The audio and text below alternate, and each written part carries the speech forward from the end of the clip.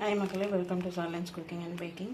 இன்றைக்கி பார்த்திங்கன்னா ஒரு சேமியா பாயாசம் செய்ய போகிறோம். இதுக்கு பார்த்திங்கன்னா இந்த சேமியா எடுத்திருக்கேன். இது பார்த்திங்கன்னா ருமானியா வெர்மிசெல்லி. இது மாதிரி மெல்லிஸாக இருக்கும். இதை நம்ம உடச்சிக்கலாம். ஒரு வானலி வச்சுட்டு ஒரு 2 ஸ்பூன் நெய் ஊற்றி சூடு பண்ணியிருக்கேன். இந்த சேமியா வந்து ஏற்கனவே ரோஸ்டடு தான், அதனால் நம்ம நெய்யில் லைட்டாக வறுத்துக்கிட்டோம்னா ரொம்ப டேஸ்ட்டாக இருக்கும். ஸோ இதை சேர்த்துக்கலாம். லைட்டாக கீழே வறுத்தாச்சு. இப்போ வந்து ஒரு 1/2 லிட்டர் பால் காய்ச்சி வச்சுருக்கேன். அதை சேர்த்து இதை வேக வச்சுக்கலாம். இது சீக்கிரம் வெந்துடும்.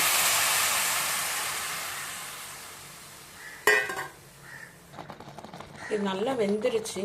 இப்போ 1 கப் சர்க்கரை சேர்த்துக்கிறேன் இந்த டிஷ்ஷுக்கு இனிப்பு தரதுக்கு.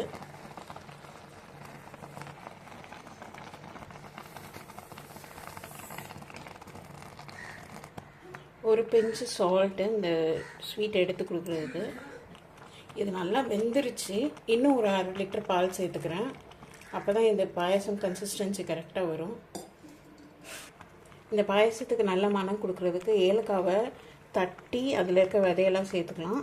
அதுக்கப்புறம் அந்த தோல் இருக்குல்ல, அதையுமே சேர்த்துக்கலாம். ஒரு நல்ல வாசனை கொடுக்கும். கடைசியாக இந்த டிஷ்ஷுக்கு டேஸ்ட் என்ரிச் பண்ணி கொடுக்குறதுக்கு ஒரு 100 ml கண்டென்ஸ் மில்க் சேர்த்துக்கணும்.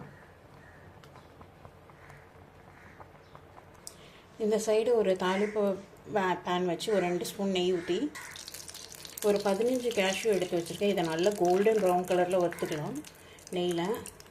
அப்போ தான் பாயசம் எவ்வளோ நேரம் ஆனாலும் க்ரன்ச்சியாக இருக்கும். இந்த கேஷ்யூவை தூக்கி இதில் கொட்டிக்கலாம். கொட்டிட்டு நல்லா கிண்டி விட்டால் சூப்பரான ஷீர் குருமா அல்லது இந்த பாயாசம் வெர்மிசெல்லி பாயாசம். இது ஸ்பெஷல் வெர்மிசெல்லி. இது சூப்பராக ரெடி ஆயிடுச்சு. இது கொஞ்சம் திக்காகும். ஆறுனா கொஞ்சமாக பால் சேர்த்துக்கலாம்.